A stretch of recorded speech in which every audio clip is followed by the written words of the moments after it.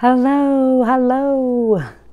It's June 1st, and it's been forever since I did an episode of 5 Minutes on the Farm. But today, I am going to paint the basement, and so I am doing anything I can think of to put it off. What I'm showing you are the logs. This winter, I oiled and waxed the logs, which means that I rubbed mineral oil and honey's bee wax into them. No small project. Another thing I did this winter was make Caleb a quilt finally that I promised him 4 years ago. And I got halfway through. This is not the quilt I made him. I got halfway through and realized that the colors were too muted for Caleb. He's more of a bright color fellow.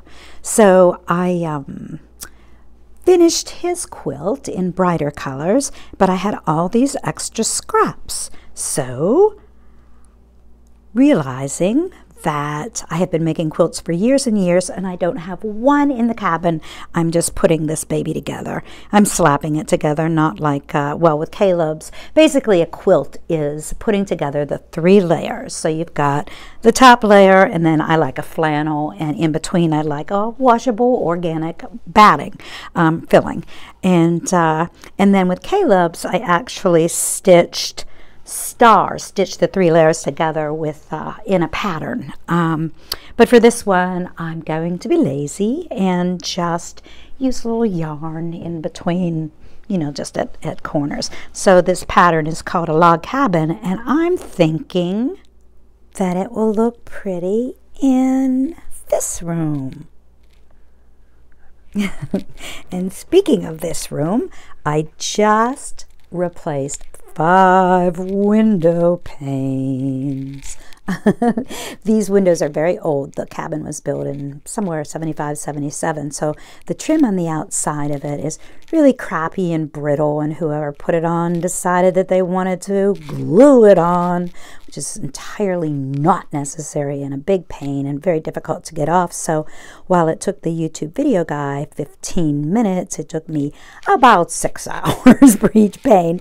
And the most painful part of it all was when I got this one in. I got done and found a big thumbprint in the middle of the double panes.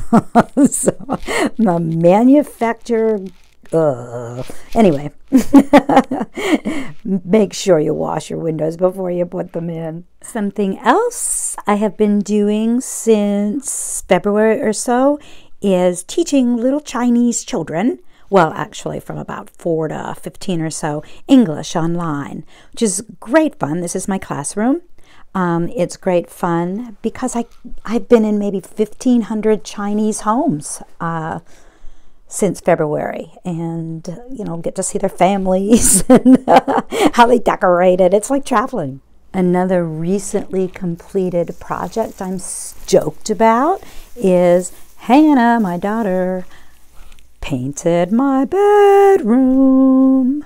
It's been all these years, 20 years that we've lived here, and it looked pretty crappy, but now it's beautiful along with the polished logs. Also, I finally got the studio door frame repaired. It was rotted at the bottom, so you can see I'm not completely finished with it. I've still got to stain the cedar. Any of you who have been involved in construction or home projects know that since COVID, sales have gone up 700%, and so have prices on materials. So these little strips of cedar are a gold mine. But I'm pretty stoked. The fellow who did this, beyond my skill set, put in tile at the entrance, which was a good fix. But he didn't care at all about my costumes or getting things dusty when he decided to use his saw in here. So I've still got some cleaning to do. Last year, I lost all of my fruit due to a late freeze, but check this out. Looks pretty promising so far. Red Asian pears.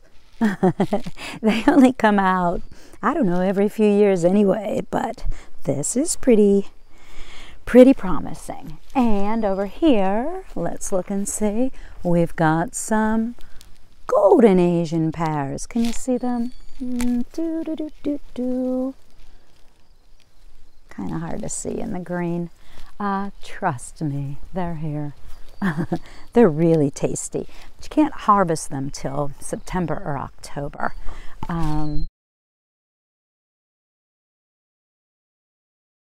Yay, somebody's living in here. I've got to get painting. See you later.